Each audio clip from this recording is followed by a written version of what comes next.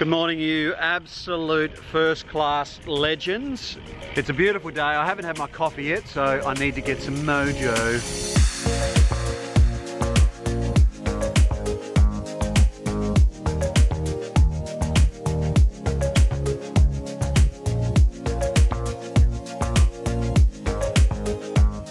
Look who has come and joined me for breakfast.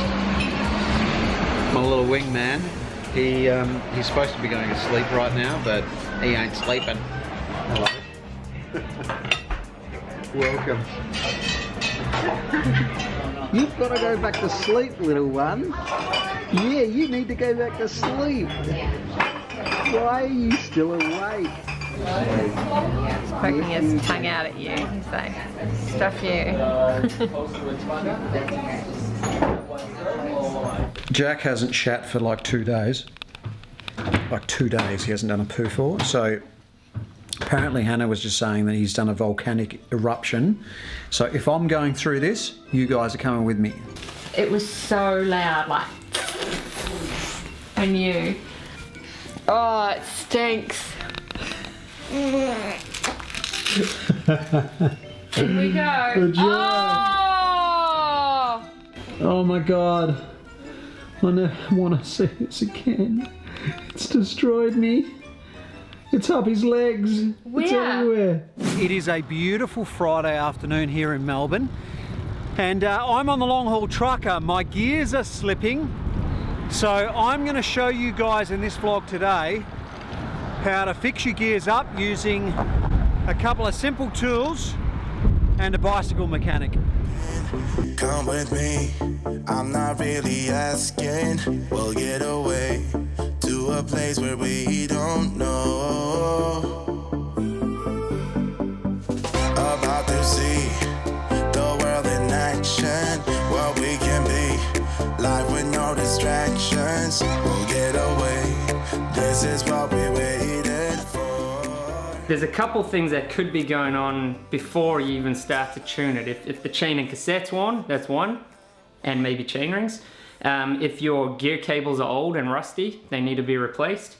If all of that's new or fine, then you can start to look at tuning the derailleur as well. So yeah, it's a little bit rusty. Yeah, so it's definitely a bit rusty. So that's probably causing a bit more friction than we want. So the rear derailleur is really reliant on the spring tension to pull the chain back down as you release cable tension. Okay. So as you shift like up in the gears, which is coming down the cassette, that's releasing the cable and relying fully on the spring, which is a strong spring, but it's relying all on the spring to pull it down. So if there's a whole bunch of resistance in this outer, then the spring has to work harder, or it's not going to pull it far enough to get good shifting. So we'll replace this. I'll just make sure I'm happy with that length. When you're looking at the chain rings, and same on the cassette, it's not as easy. The more you look at them, the easier it gets to recognize, but it starts to get a bit of a shark tooth profile. So the trailing edge of the tooth starts to round off, and that can lead to slippage. Also, the gaps in between the teeth, instead of being just a really nice smooth U, you'll start to like get an elongation through the middle there. You start to know then that there's wear on the teeth of the cassette or the chainring as well. What is the purpose of bar-in shifters? Normally you'd just have your normal shifter. Maybe they're thinking as well with the box on here, it could get in the way of the shifter. Yeah, that's true. So that's probably what he's done. Yeah, that's a good point. Because of that box, that's shifting might be difficult, so that's why it's done. So I think that's why that's there. It's just a bit loose.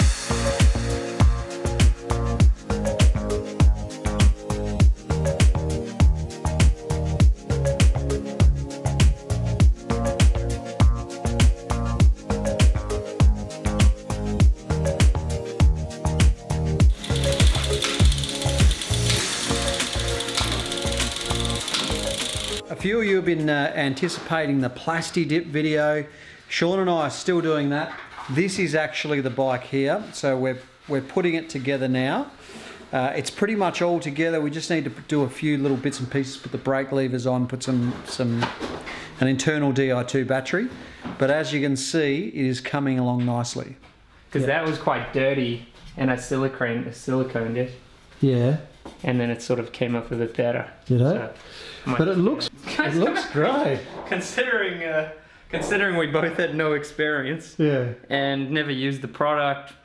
I'm not a spray painter by any means, and it came out, it just shows you, it seems to settle quite smooth. Yeah. So sections even where we thought it was pretty rough and not so good, a little bit bubbly, it's kind of settled down. See, so it's not wanting to stay up the cassette. Yeah. Yeah. So what you need to do then is, normally what you'd do is you'd put more tension. Yeah. So you'd wind your barrel adjuster. Yeah. Towards the wheel. Okay. And that's going to give it more cable tension, which is going to make the chain want to go up the cassette. Right. If it's going the other way, obviously, it's not wanting to drop down the cassette. Yeah. Then you got to release cable tension. Okay. So right now we just got to put a little bit more cable tension on there so that it doesn't keep jumping down like that. So it's shifting up okay there. See, that's struggling, so I've shifted and it isn't actually going up the cassette. Yeah. So I'm going to put a little bit more cable tension, and now it's just jumped up to the next cog. Okay. Last thing I always say, and whenever you do a service or do anything on your bike, you always want to take it for a test ride. So we'll take it now just on the road, make sure it's shifting okay, make sure that it isn't slipping, just that everything feels good, because it never performs the same in the stand as it will when you're out on the road with like putting a lot more pressure through the pedals. So always test it.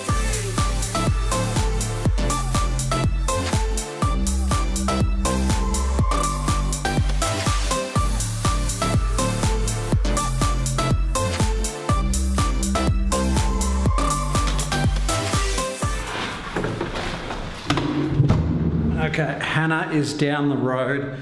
Apparently Jack is constantly crying, and she's walking the baby, and she's a long way from home. So she's asked me to come and pick her up. So that's what I'm going to do now.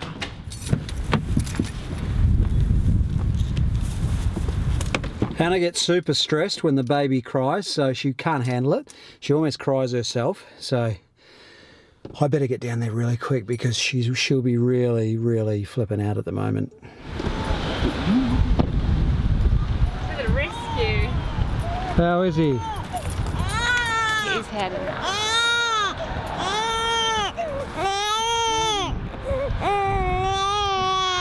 What's the matter? He wants to be cuddled by Dad.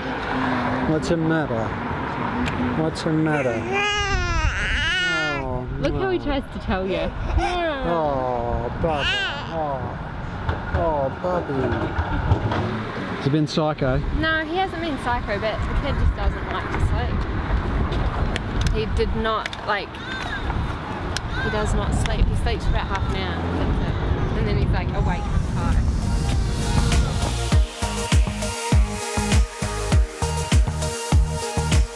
Is that right? What? How many days in a year? Okay, so we just watched Casey Neistat's new vlog. He's rebranded the whole vlog to 368, which is the address where his office is. But Hannah's like, oh, why'd they call it 368? Is it because that's how many days are in a year? How many days are in a year? Is it 352? Or 362? 362, 52 weeks. Is that right? Tell me. You're not answering because you don't know either. 365. 365. Yeah, that makes sense. But you can see why I'd get confused. Can't you?